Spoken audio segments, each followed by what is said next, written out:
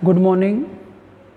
आज अपन last class में अपन ने क्लोरोफिल की संरचना के बारे में पढ़ा था कि भाई क्लोरोफिल की संरचना क्या होती है, किस प्रकार से पाई जाती है। आज अपन क्लोरोफिल ए और बी के संरचना बनाएंगे कि क्लोरोफिल ए जो है उसकी संरचना किस प्रकार से होती है और क्लोरोफिल जो बी है उसकी संरचना किस प्रकार से होती है उसकी बात करेंगे। देखिए अपन बात स्टार्ट करते हैं। सबसे पहले क्लोरोफिल ए की संरचना बनाते हैं। क्लोरोफिल ए की बात करते हैं कि भाई क्लोरोफिल जो है इसकी संरचना क्या होती है, किस प्रकार से पाई जाती है, इसकी बात करेंगे। देखिए थोड़ी टिपिकल है, एग्ज़ाम के हिसाब से एग्ज़ाम में नहीं पूछी जाती है, ठीक है, फिर भी अपन को क्या है बना लेते हैं नॉलेज के लिए। कुछ चीज़ें आएगी, काम आएगी आपके।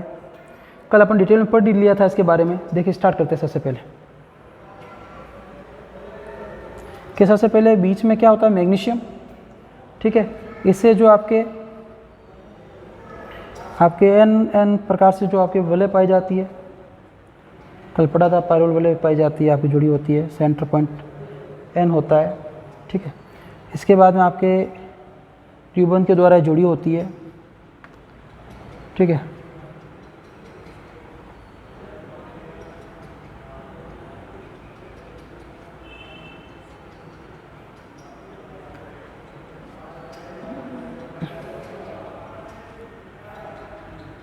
देखिए पूरी संरचना थोड़ा सा टाइम लगेगा, डिफ़िकल्ट है, इसलिए अपन आराम से बना रहे ताकि कोई गलती नहीं हो अपन से, ठीक है।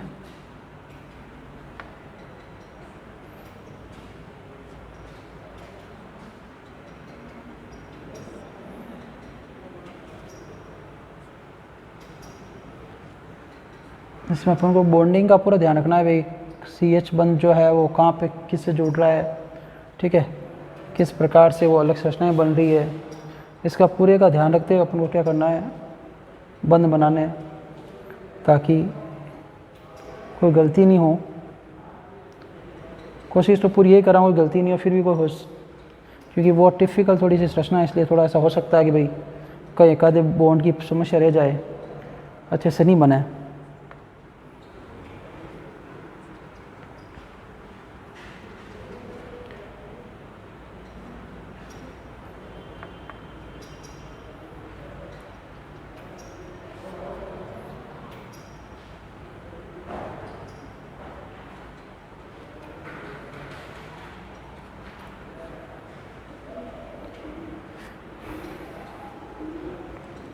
बाकी पूरी नहीं बनाएंगे, थोड़ी सी संरचना बनाएंगे। क्लोरोफिल ए और बी में ज़्यादा कोई विशेष फ़र्क नहीं है, थोड़ा सा ही फ़र्क है, तो उसको भी ध्यान में रखते हुए अपन उसी हिसाब से डायग्राम बनाएंगे कि ज़्यादा टिपिकल संरचना नहीं बने, इजीली समझ में जाए अपन को। अब देखिए इसके आगे अपन बनाते हैं संरचना थोड़ी सी।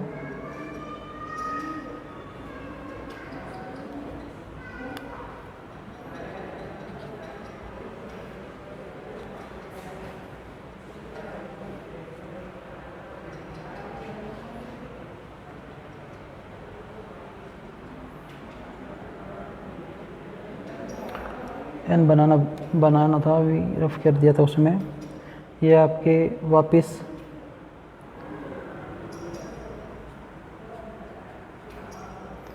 सूचना का ध्यान रखना है अपन को पूरा कि भाई कोई गलती नहीं हो।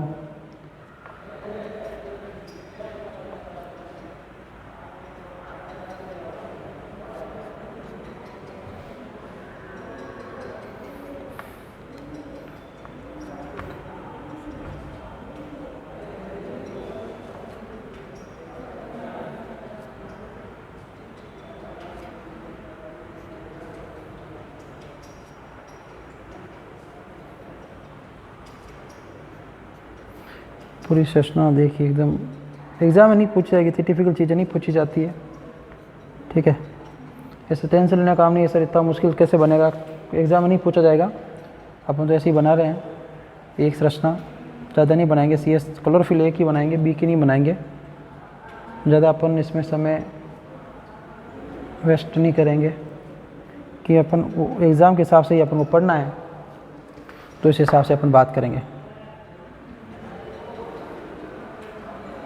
तो ये लगभग आपके ऊपर वाला जो पायरोल वाले वाला पोर्शन है ये आपके लगभग कंप्लीट पे ही है। इसमें समय लगता है ज़्यादा, बाकी इतना कोई टिपिकल काम नहीं है। नीचे हम जैसे जैसे नीचे की तरफ बढ़ते जाएंगे, इसमें कोई ज़्यादा टिपिकल काम नहीं है।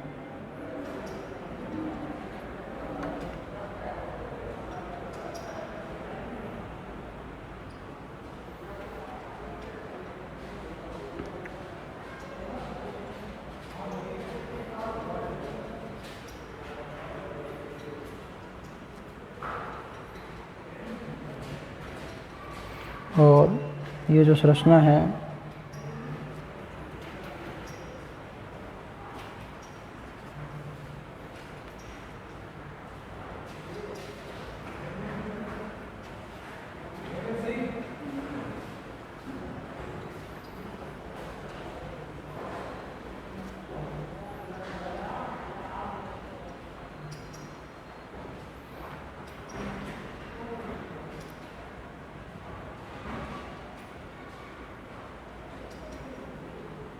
ये आपके संरचना बन गई CH3H और इस H के नीचे आपके H और इधर आपके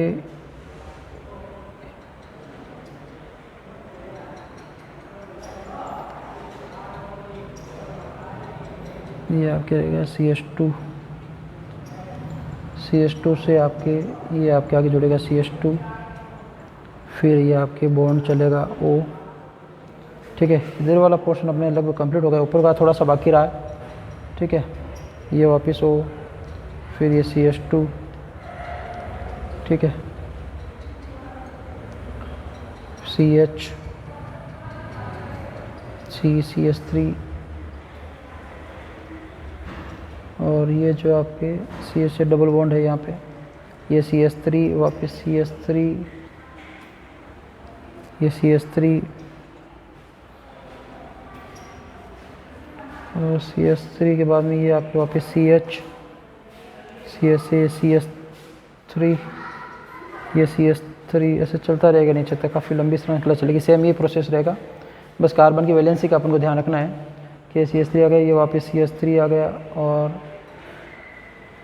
ये आपके इस प्रकार से चलती रहेगी, प्रोसेस लंबी रहेगी श्रृंखला।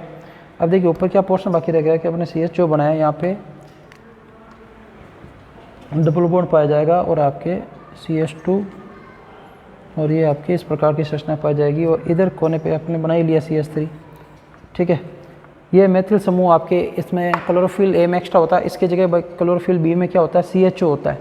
बाकी क्लोरोफिल की जो संरचना लगभग काफ़ी हद तक क्या है पूरी सेम ही है, कोई ज़्यादा फर्क नहीं है कि भाई क्लोरोफिल की B बनाए तो CH3 से क्या हो जाएगा CHO हो जाएगा, बाकी पूरी संरचना समान है। तो इसलिए क्लोरोफिल A और B की जो संरचना है लगभग मिलती जुलती है, अपन इतना ही फर्क पड़ा कि भाई मुख्य रूप से एक रात्मक समूह का फर्क रहता है। अब देखिए अपने क्लोरोफिल के बारे में पढ़ लिया था वर्णक क्या होता है। अब इसके आगे बात करते हैं कैरोटीनॉइड्स की बात करते हैं कि दूसरा जो वर्णक है कैरोटीनॉइड्स, उसकी बात करते हैं कि भाई कैरोटीनॉइड्स क्या होते हैं। ठीक है, इसके कितने भाग हैं, क्या कार्य होते हैं, किस प्रकार का कलर, इस सब की बात करेंगे। तो देखिए कैरोटीनॉइड्स की बात करते हैं।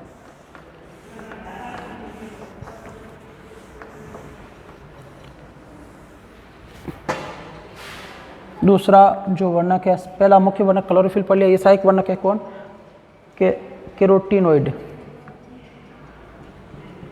कैरोटीनॉइड्स। कि भाई कैरोटीनॉइड्स क्या है इसकी देखिए, तो भाई कैरोटीनॉइड्स सामान्य पादपों में क्या है क्लोरोफिल के साथ पाया जाने वाला वर्णक है। किसके साथ पाया जाता है, क्लोरोफिल के साथ, क्लोरोफिल के साथ पाया जाने वाला वर्णक है। कि भाई क्लोरोफिल के साथ पाया जाने वाला वर्णक है और ये उन विकिरणों को अवशोषित कर ऊर्जा को क्लोरोफिल तक पहुंचाता है जिनका अवशोषण क्लोरोफिल नहीं कर पाता है। मतलब इसका मुख्य कार्य क्या है कि भाई क्लोरोफिल ही आपके जो विकिरण है उसका भी अवशोषण करते हैं, ये भी अवशोषण करता है। फ़र्क क्या रहा, तो ये उन विकिरणों का अवशोषण करता है, यह उन विकिरणों का अवशोषण करता है, उन विकिरणों का अवशोषण करता है जिसका अवशोषण आपके क्लोरोफिल नहीं कर पाता है। और अवशोषण करके क्या करेगा, ये क्लोरोफिल को उपलब्ध कराएगा ताकि प्रकाश संश्लेषण में योगदान हो सके। और ये क्या है, एक सहायक वर्णक है। मैंने आपको पहले बताया था कैरोटीनॉइड्स क्या है, सहायक वर्णक है। और कैरोटीनॉइड की सर्वप्रथम खोज है वो आपने की थी वेकेन रोडर ने की थी। तो इसका सर्वप्रथम जो खोज का श्रेय जाता है किसको जाता है, वेकेन रोडर। ठीक है, वेकेन रोडर जो वैज्ञानिक हुए थे 1831 के अंदर, इन्होंने कैरोटीनॉइड्स की खोज की थी। और किसमें की गई थी, गाजर के अंदर। किसमें की गई थी खोज कैरोटीनॉइड्स की, गाजर के अंदर इसकी खोज की गई थी। और पौधों में दो प्रकार के कैरोटीनॉइड्स विद्यमान होते हैं। ठीक है, एक तो होता है आपके केरोटीन और दूसरा होता है जेंटोफिल। के दो प्रकार के केरोटिनॉइड्स है, एक तो केरोटीन है, दूसरा क्या है जेंटोफिल। या जेंटोफिल का क्या कहते हैं पर्णपित्त भी कहते हैं, पर्णपित्त भी कहते हैं। देखिए इसमें फर्क है, इस दोनों को अलग बना के साथ में ही पहले केरोटीन के बारे में पढ़ लेते हैं, फिर जेंटोफिल के बारे में पढ़ लेते हैं। तो उससे क्या होगा साथ में दोनों का आराम से पढ़ लेंगे अपन।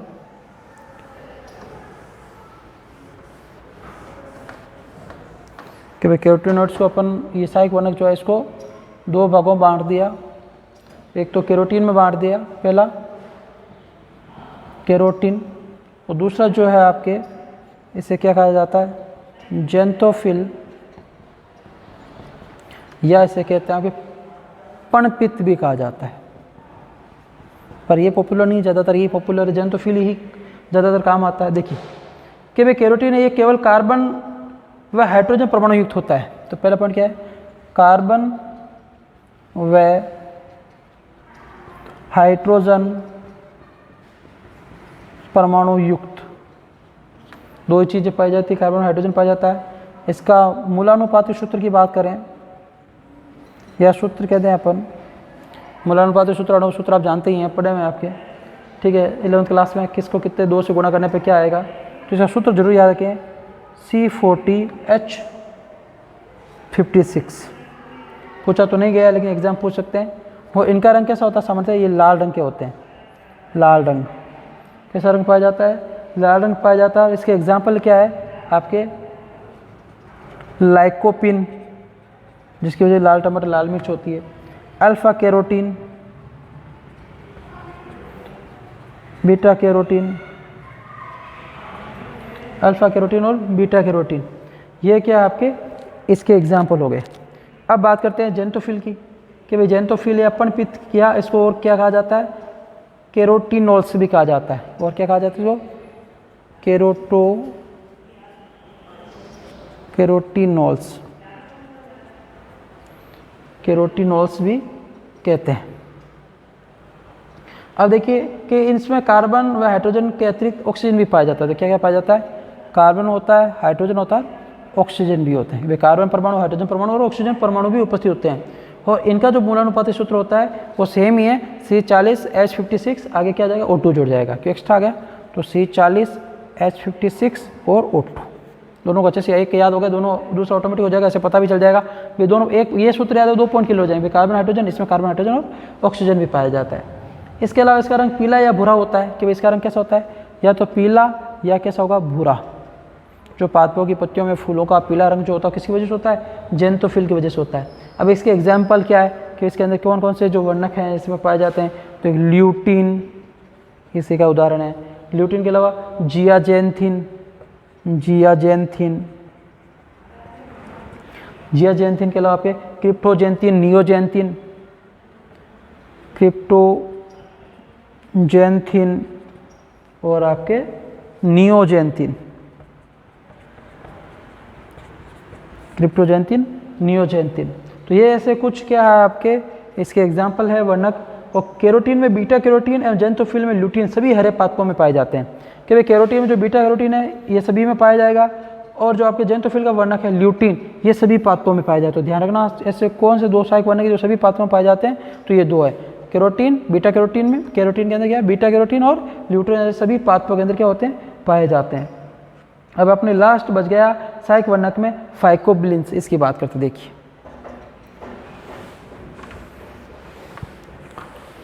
फिर इसके बाद ये वर्णक कंप्लीट हो जाएगा, फिर आगे अपन चलेंगे। तीसरे प्रकार का वर्णक या अपन कह सकते हैं दूसरा सहायक वर्णक, एक ही बात है, कुछ भी कहें सेम बात ही है। तो तीसरा क्या हो गया फाइकोबिलिन्स की बात करते हैं।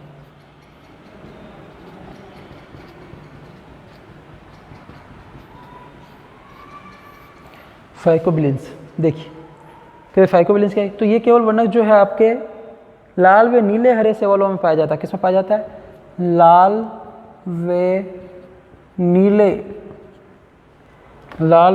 नीले हरे सेवालों में पाया जाता है। तो किसकी विशेषता है सेवालों की विशेषता है। इसके अलावा देखिए कि इसको 2 भागों में बांट रखा है फाइकोबिलिन्स को। 2 पार्ट कौन से इसकी बात करते देखिए अब कि पहला तो है आपके फाइकोरिथ्रिन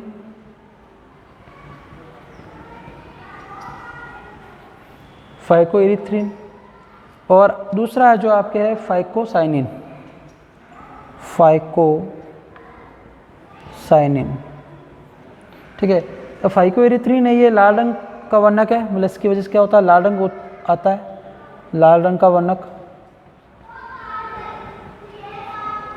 और इसकी वजह से क्या होता है आपके, किस में पाया जाता है, लाल सेवालों में पाया जाता है, रोडोफाइसी। पढ़ा हुआ 11th क्लास में आपके लाल सेवाल कौन से वर्ग में पाई जाती है, रोडोफाइसी के अंदर। ठीक है, रोडोफाइसी में पाया जाता है। रोडोफाइसी सेवालों का जो समूह है, वर्गीकरण में देखा आपने पढ़ा है 11th क्लास में। और फाइकोसाइनिन ये क्या होता है, नीले वर्णक होते हैं, नीला रंग का वर्णक है, जो नीला रंग प्रदान करता है। और ये किस में पाया जाता है आपके, नील हरी सेवालों में पाया जाता है, ब्लू ग्रीन एल्गी के अंदर पाया जाता है, साइनोफाइसी कहा जाता है जिसे, BGA, जैसे क्या कहते हैं, साइनोफाइसी। ठीक है, वर्गीकरण पढ़ चुके थे, 12-13 प्रकार का वर्गीकरण पढ़ा था अपने 11th क्लास के अंदर। तो ये आपके मुख्य रूप से वर्णक, सहायक वर्णक, इन सब की बात होगी। अब देखिए इसके आगे बात करते हैं, इसको पूरा जो अपन वर्णक पढ़े इसको एक चार्ट के द्वारा समझते हैं। देखिए कि अपने वर्णक जहाँ से स्टार्ट किया तो वहाँ से लेकर अभी तक जो क्या क्या पढ़ा, किसके कितने भाग हैं, उसको बना लेते हैं, कौन सा मुख्य वर्णक है, कौन सा सहायक वर्णक है, उसकी बात करते हैं। देखिए क्योंकि वर्णक यहाँ कंप्लीट हो गया, इसको पूरा अच्छे से समझ लेते हैं। तो ये वर्णक, ठीक है, कि वर्णक जो है इसको मुख्य रूप से अपन ने कहाँ से पढ़ना शुरू किया था, तो वर्णक जो है उसकी बात करते हैं। तो वर्णक में अपन पढ़ा था कि मुख्य रूप से क्या होते हैं, पौधे में 3 वर्णक पाए जाते हैं। ठीक है, तीनों वर्णकों की बात कर लेते हैं कि आपके मुख्य रूप से तो क्या आ गया, पर्णहरित होता है, क्लोरोफिल होता है, फिर कैरोटीनॉइड्स और फाइकोबिलेंस। तो ये 3 प्रकार के होते हैं। तो एक तो होता है क्लोरोफिल, दूसरा जो है आपके कैरोटीनॉइड्स,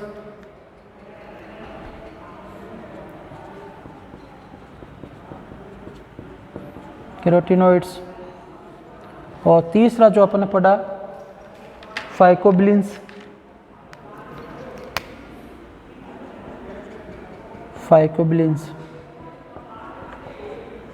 क्लोरोफिल क्या है आपके, मुख्य वर्णक है, और ये 2 आपके क्या है, सहायक वर्णक है। कार्य क्या इनका, कि जो आपके विकिरण का अवशोषण या आपके क्लोरोफिल नहीं कर पाता है, उसका अवशोषण कौन करते हैं, आपके कैरोटीनॉइड्स और फाइकोबिलेंस करते हैं। इसके बाद में बात करते हैं कि जो कैरोटीनॉइड्स है इसको कितने भागों में बांट रखा है अपने, 2 भागों में। तो कैरोटीनॉइड्स जो है सहायक वर्णक, इसको कितने भागों में बांट रखा है, 2 भागों में। कौन कौन से 2 भाग, एक तो है आपके कैरोटीन, दूसरा है आपके जेंथोफिल। एक भाग क्या है, कैरोटीन, दूसरा क्या है, जेंथोफिल। ठीक है, कैरोटीन में सब में कौन सा पाया जाता है, तो बीटा कैरोटीन। एग्जाम्पल लिख देता हूँ, बीटा कैरोटीन, सभी के लिख सकते हो लेकिन एक ही काफ़ी है। और जेंथोफिल में कौन सा पाया जाता है, ल्यूटीन, तो ल्यूटीन लिख दिया। देखिए उसके बाद बात करते हैं अपन, अभी पढ़ाई है हवाती कि फाइकोबिलेंस, इसको कितने भागों में बांट रखा है, इसके भी 2 भाग है। ठीक है, इसके कौन से 2 भाग है, देखिए इसकी बात करते हैं। इसके 2, एक तो है फाइकोइरिथ्रिन, एक है फाइकोसाइनिन। ठीक है, तो फाइकोसाइनिन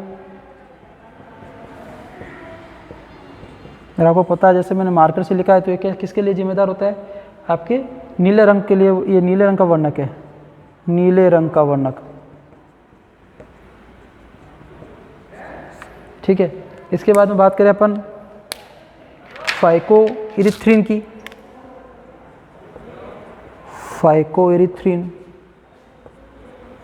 ठीक है, और ये जो आपके लाल रंग के वर्णक के लिए जिम्मेदार है, लाल रंग।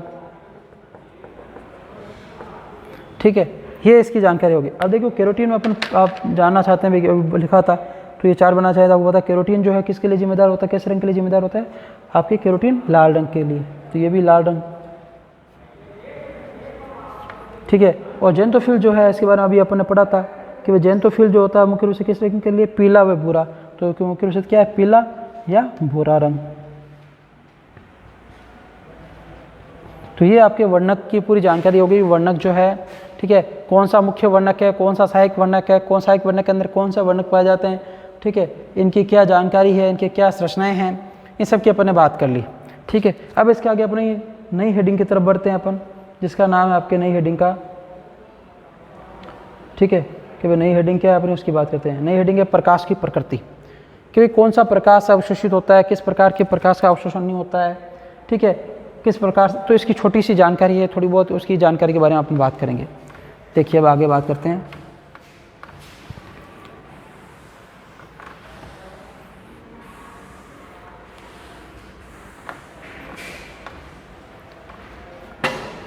तो अपना है प्रकाश की प्रवृत्ति।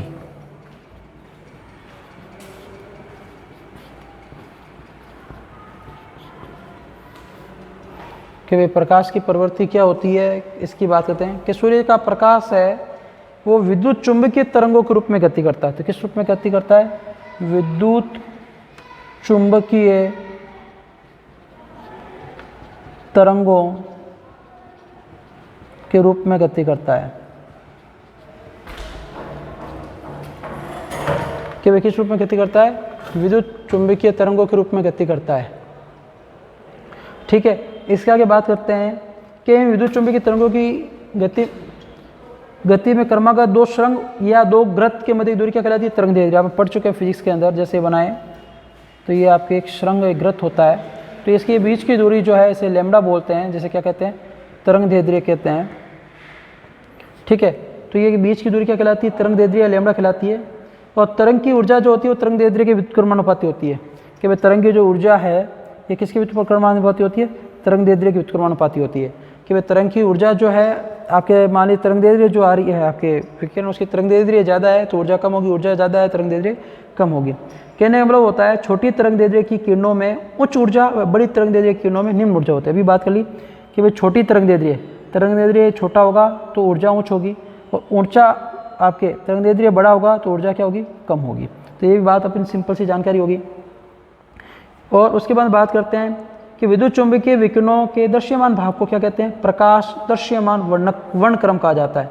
कि इसमें जो दृश्यमान जो प्रकाश दिखाई देता है, विजिबल होता है, उसे क्या कहते हैं? दृश्यमान वर्णक्रम कहते हैं। इतनी महत्वपूर्ण बात नहीं है। और जिसकी तरंग दैर्ध्य प्रकाश की होती है कि जो प्रकाश आता है वो 790, ठीक है, नैनोमीटर, 790 से लेकर आपके 760 नैनोमीटर, ठीक है, के मध्य का प्रकाश क्या कहता है? आपके दृश्यमान वर्णक्रम कहलाता है। दृश्यमान वर्णक्रम कहलाता है। क्या कहलाता है? दृश्यमान वर्णक्रम कहलाता है। और ये अपन को जो ये इसी विद्युत चुंबकीय विकिरण की जो ये प्रकाश है ये अपन को दिखाई दे, विजिबल होता है, इसे क्या कहते हैं? दृश्यमान आपके वर्णक्रम कहा जाता है। देखिए इसके आगे बात करते हैं कि दृश्यमान जो प्रकाश को 7 विभिन्न रंगों में विभेदित करता है। कि दृश्यमान जो प्रकाश आता है इसको कितने भागों में बांटा? 7 रंगों में विभेदित किया जाता है। और प्रत्येक रंग विशिष्ट तरंग दैर्ध्य युक्त होता है। कि 7 रंग जो आते हैं वो सातों रंगों के जो तरंग दैर्ध्य है वो क्या होती है? अलग अलग होती है। फिजिक्स में आप ये चीज़ें पढ़ चुके हैं, ठीक है।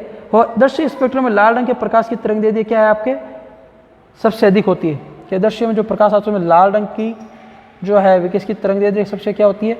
ज़्यादा होती है। कितनी होती है लाल रंग की तरंग दैर्ध्य? जो आपके ये 660 से लेकर 780 नैनोमीटर के बीच होती है। नैनोमीटर मतलब होता है 10⁻⁻⁹। और सबसे जो कम है आपके तरंग दैर्ध्य वो किसकी होती है? आपके बैंगनी रंग के प्रकाश की होती है। और ये जो बैंगनी रंग का प्रकाश जो होता है वॉयलेट, ठीक है, इसकी जो तरंग दैर्ध्य वो कितनी होती है बैंगनी रंग की? ये 390 से लेकर 430 नैनोमीटर के बीच होती है।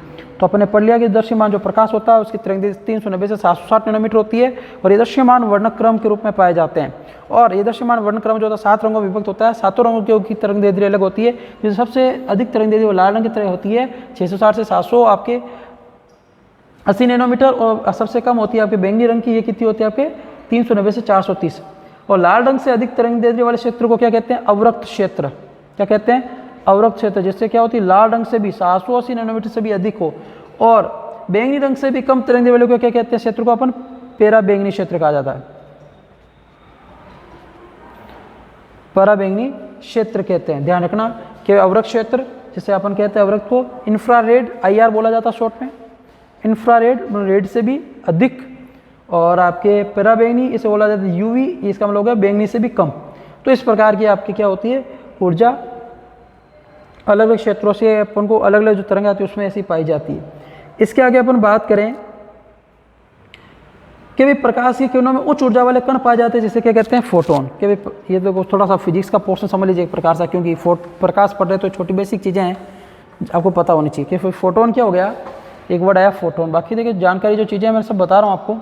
फोटोन कि भाई फोटोन क्या है? कि प्रकाश किरणों उच्च ऊर्जा वाले कण। तो ये क्या है? उच्च ऊर्जा वाले कण हैं। उच्च ऊर्जा वाले कण क्या कहलाते हैं? प्रकाश के अंदर फोटोन कहलाते हैं। और एक फोटोन में निहित ऊर्जा क्या कहलाती है? क्वांटम। क्वांटम। तो फोटोन की ऊर्जा को क्या कहते हैं? क्वांटम कहते हैं। फोटोन की ऊर्जा क्या कहलाएगी? क्वांटम। और प्रकाश संश्लेषण की क्रिया में CO2 के एक अणु के अपचयन हेतु लगभग 8 फोटोन की आवश्यकता होती है। कि भाई प्रकाश संश्लेषण के लिए आपको पता है क्या CO2 जरूरी है। CO2 के बिना प्रकाश संश्लेषण क्रिया नहीं होती। तो CO2 का जो एक अणु है, ठीक है, इसको आपके क्या है, आपके अपचयन होकर ये ग्लूकोज बना, इसके लिए अपन को कितनी ऊर्जा देनी पड़ती है, कितने आपके फोटोन की आवश्यकता है कि 8 फोटोन जब आएंगे तब ये CO2 का क्या होगा? अपचयन होगा और आगे से क्या जाके आपके भोजन बनेगा पादपों में, आपके ग्लूकोज बनेगा कार्बोहाइड्रेट के फॉर्म में। अब देखिए इसकी आगे बात करते हैं कि प्रकाश संश्लेषण के लिए क्या है? क्वांटम की आवश्यकता भी कहते हैं। भाई इसकी परिभाषा होगी ना कि भाई प्रकाश संश्लेषण के लिए CO2 के एक अणु का अपचयन कितने आपके 8 फोटोन की आवश्यकता होती है, जिसे क्या कहते हैं? प्रकाश संश्लेषण की क्वांटम आवश्यकता। तो क्वांटम आवश्यकता क्या हो गई कि CO2 के एक अणु के अपचयन के लिए 8 फोटोन की आवश्यकता होती है, इसे क्या कहते हैं? आपके प्रकाश आपके क्वांटम आवश्यकता कहते हैं। इसके आगे देखिए आप कि भाई पुनः अवशोषित व्यय होने वाले प्रत्येक क्वांटम या फोटोन से मुक्त होने वाले O2 अणुओं की संख्या क्या कहलाती है? क्वांटम उत्पादन कहलाती है। क्वांटम उत्पादन। देखिए क्वांटम उत्पादन क्या हो गया आपके? सिंपल सी बात करें, इसे क्वांटम यील्ड भी कहा जाता है कि भाई प्रत्येक क्वांटम या फोटोन से मुक्त होने वाले O2 अणु की, भाई एक फोटोन या आपके क्वांटम से जो ऑक्सीजन का निर्माण होता है, O2 का निर्माण होता है, इसे क्या कहते हैं? आपके क्वांटम उत्पादन कहते हैं। और पादप जो है वो नीले व लाल प्रकाश में सबसे अधिक प्रकाश संश्लेषण प्रदर्शित करते हैं। ध्यान रखना कि सबसे अधिक प्रकाश संश्लेषण कौन से प्रकाश में करते हैं? तो नीले व लाल प्रकाश में सबसे ज़्यादा क्या होता है? प्रकाश संश्लेषण की क्रिया होती है, और सबसे कम बैंगनी रंग में, ठीक है। और हरी प्रकाश की किरणों में प्रकाश संश्लेषण की दर क्या होती है? शून्य होती है। हरे रंग में क्या होती है? शून्य होती है। सबसे अधिक नीले व लाल में, ठीक है, और शून्य सबसे कम आपके हरे प्रकाश के अंदर कितनी पाई जाती है? प्रकाश दर शून्य होती है। तो आज के लिए अपन इस क्लास में इतना ही पढ़ेंगे। नेक्स्ट क्लास में प्रकाश संश्लेषण की क्रियाविधि के बारे में बात करेंगे, ठीक है, इसके आगे बात करेंगे। तो आज के लिए इतना ही, धन्यवाद।